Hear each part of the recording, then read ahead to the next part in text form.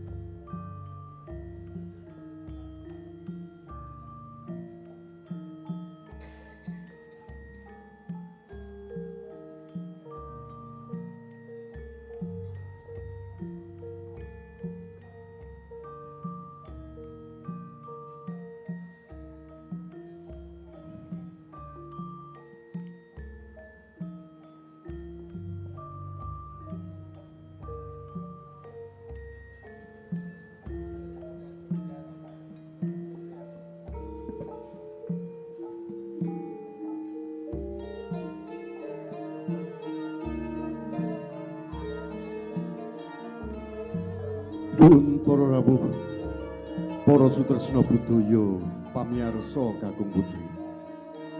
Sasampunipun sami pinanggih raharja, keparengna pambiwara Radio Republik Indonesia ing Surakarta ngaturaken wilujeng dalu.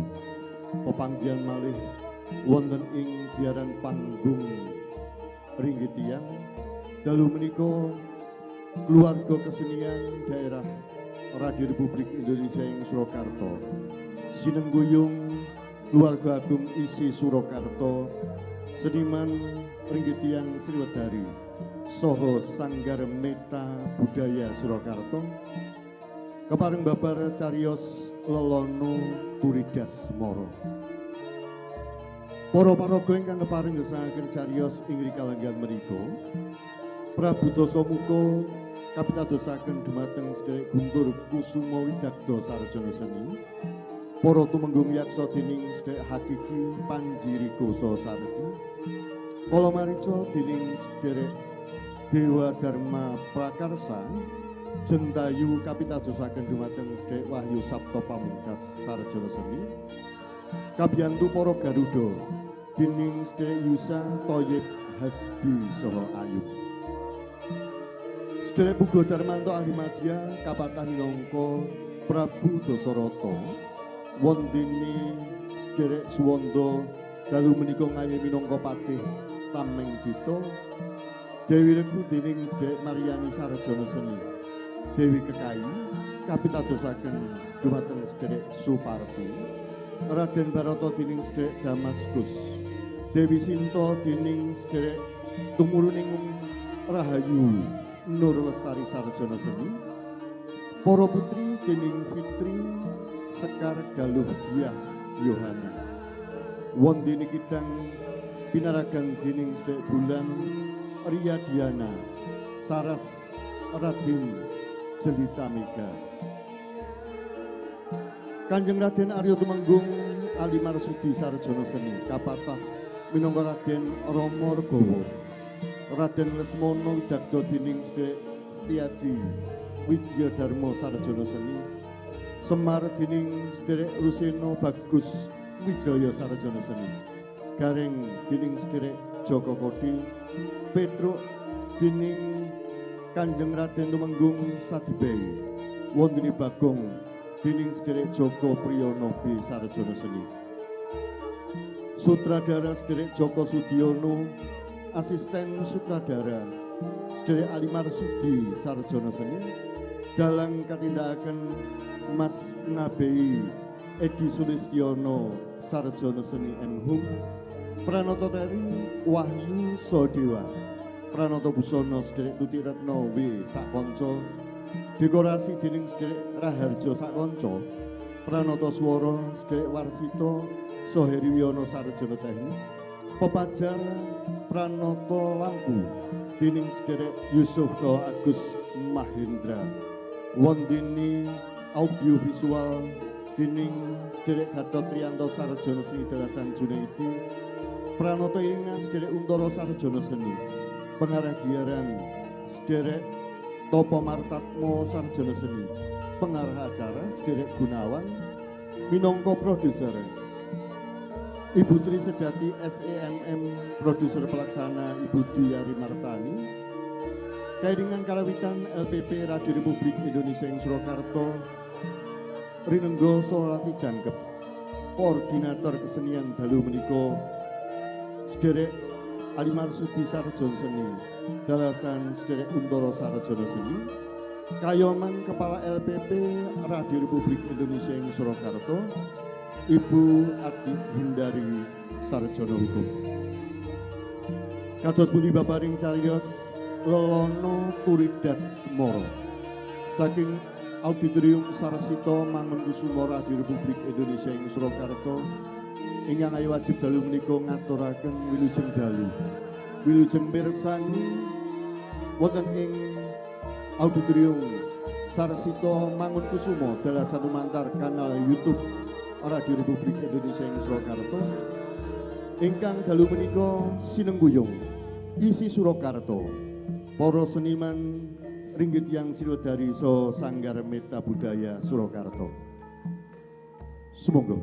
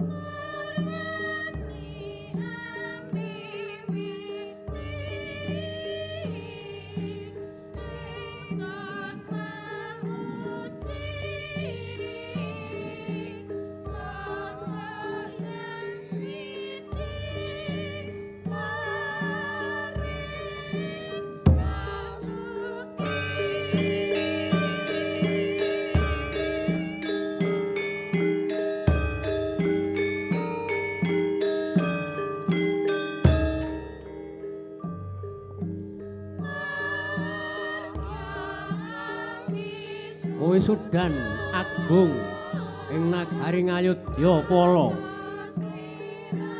Prabu Dasarata animbali garwa miyang para putra. Raden Rama Regawa, Raden Lesmana miyang Barata.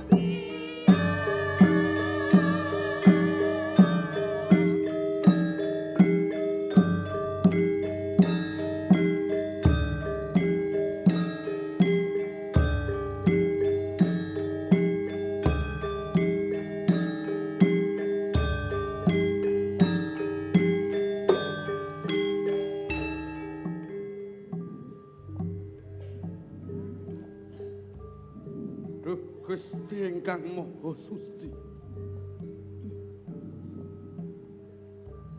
Kula nyuwun pangampura dhumateng Paduka. Kula setunggaling Raja Agung wonten ing nagri Ayodya Pala. Nyuwun pangestu nyuwun kanugrahan Paduka ing rikalenggahan menika kula badhe lengser keprabon. Para kawulan ingsun ing nagri ing Ayodya Pala padha mirengna ing rikalenggahan iki ingsun bakal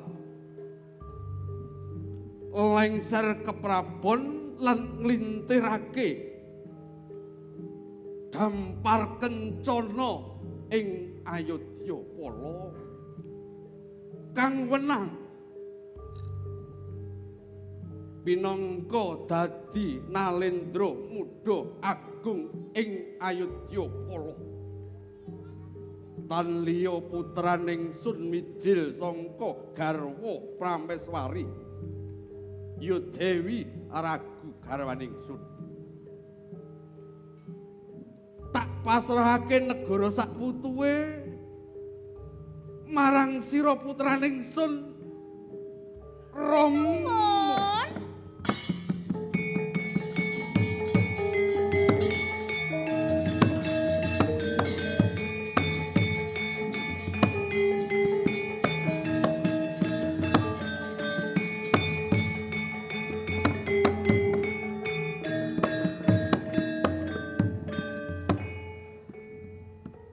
Kai.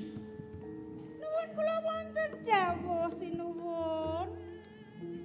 Mugi diagunging pangaksama sinuwun. Kowe kuwi garwaning Nalendra nanging ora duwe suba sita.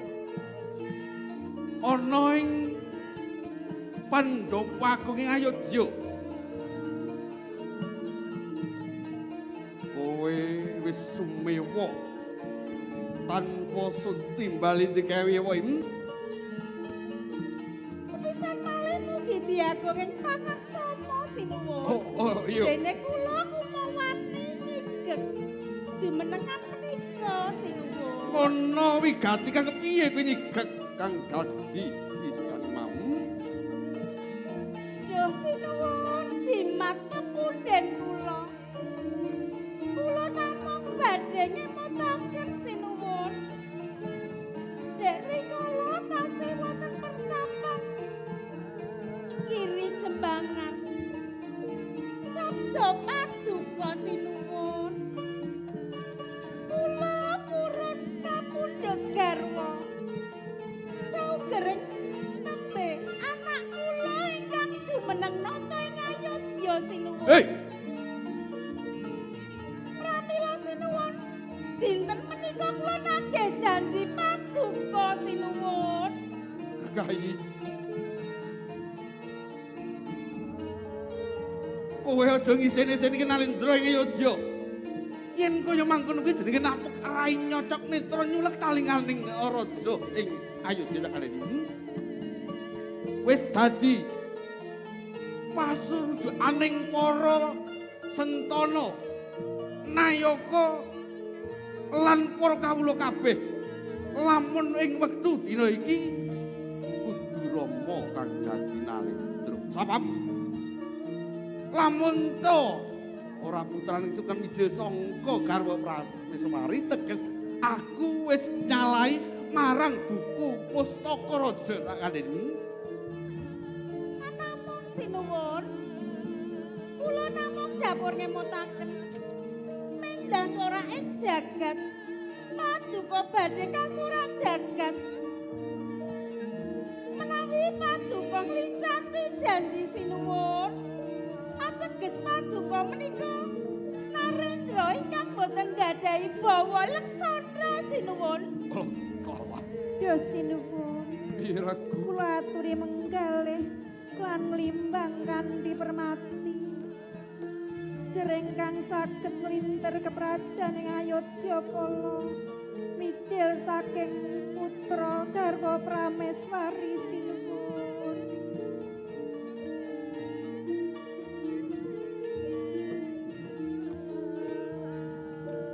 aku dadi patik. Ning aku ngono kok juga meneng wae. Ora urun-urun rembug enteng iki sanggaman iki piye to jancane?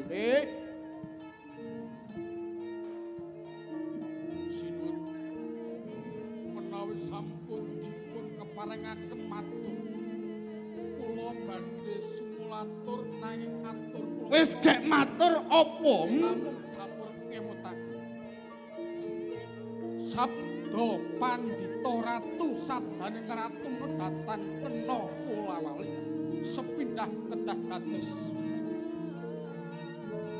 mila menawi saking pamanggih kula sampun trep lan sampun pas menawi ripat duka badhe amisuda dumateng ingkang putra pun Raden Rama arga minangka dados ratu wonten ing negari Ayodya kala menawi ngantos paduka menika giyur ing pamanggih mendah kados menapa al ing para kawula mangkenipun sinuwun.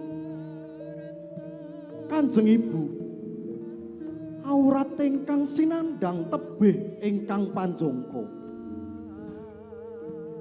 Barata mboten badhe nuju krami minangka pikajengipun Kanjeng Ibu. Barata, cukup.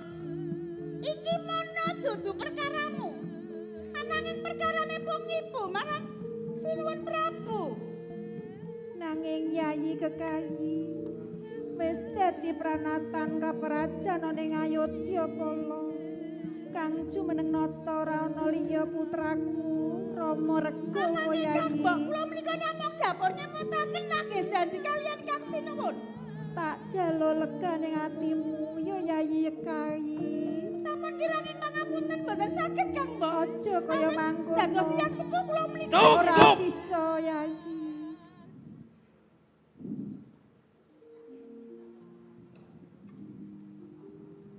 Suduk gunting tatu loro yang kowe mangkin iki. Suwung rasaku linglung patrapku. Duh dewa paringa pepajar dhumateng Pundasaratma.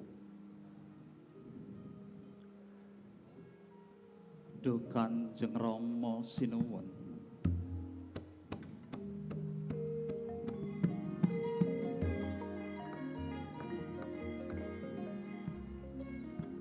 Dalah paduka Kanjeng Ibu Ratu, ragu dalah Kanjeng Ibu Kekayi. Miturut pamanggih Rama Wijaya menika ingkang sampun dipun ngendikaaken Kanjeng Ibu Kekayi sadaya boten cumantaka tumindakipun, malah Kanjeng Rama kula aturi menggalih malih menapa ingkang dados pangandikanipun Kanjeng Ibu Kekayi.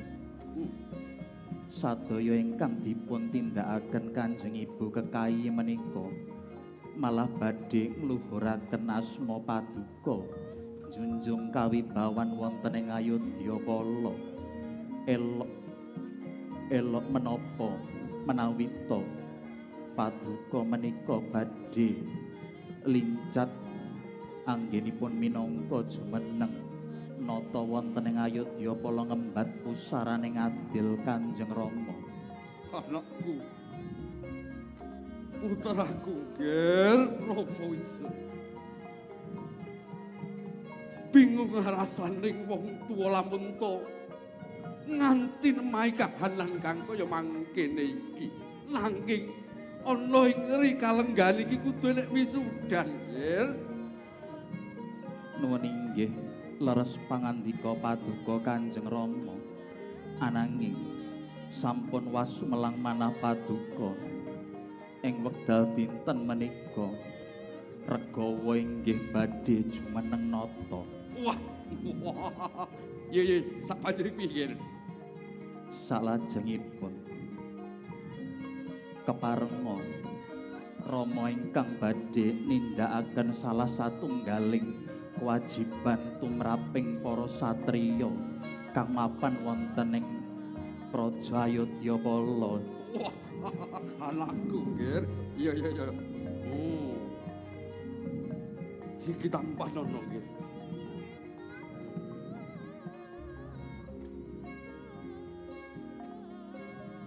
Yayi Barata, Kula wonten dawuh Kakang Mas. nyaketa pun Kakang Yayi.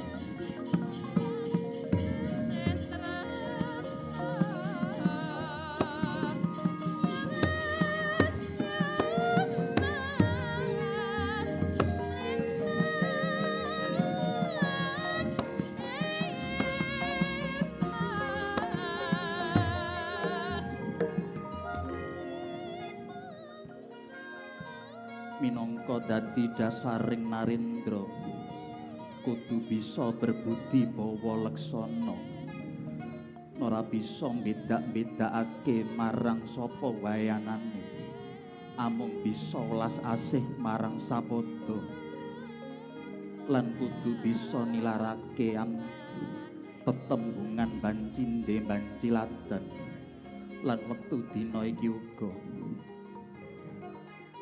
kang kapasran minangka Wis ndang diagem pusaraning adil Ger Rama ndang diagem, Ger.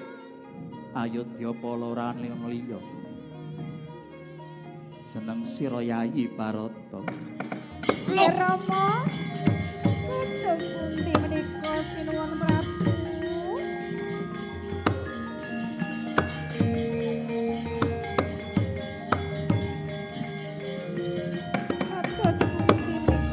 Saking menika kados Tranggono kang sumiwit ong warata tanpa selot, warata tanpa selot. Regawa. Kula wonten dawuh Kanjeng Rama. Kowe iki aja mbingung rasane wong tuwa to.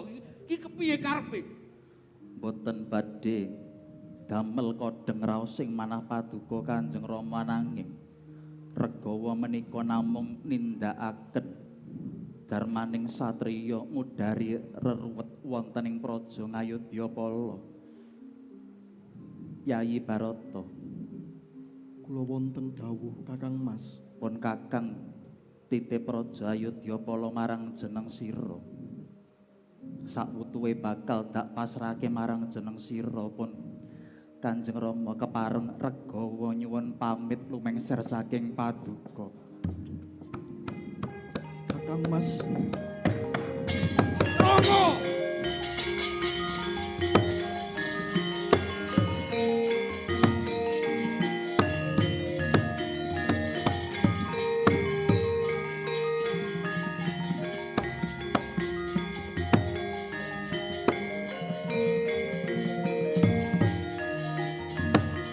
nyatlang ning kalanggen aglar banda muntar tinonira kekonang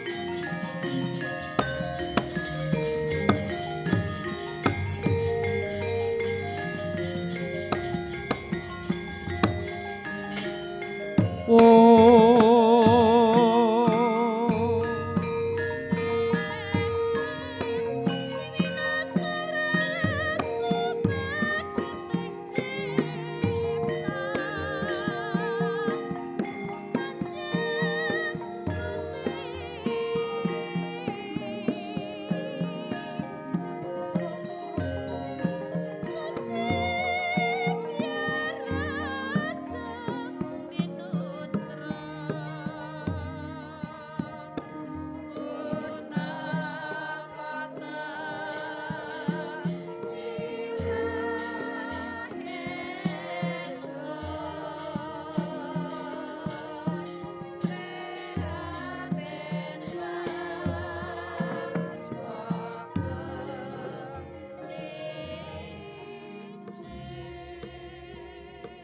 udan tangis banjir prihatin saisining praja nagari Ayodya Pala awit saking tindaking putra Pangeran Patiraden Rama Regawa rintip arantap jejel riya sang para kawula dasih sak kiwa tengening marga ngangklungaken dongga nguntupaken asta sesedhokan panembahe samya bebela sungkawane risang bagus nadyan garwa Rekyan Sinta lan Yayi Lesmana Widagda saksana nututi tindake risang bagus ing madyaning wana Gandhaka.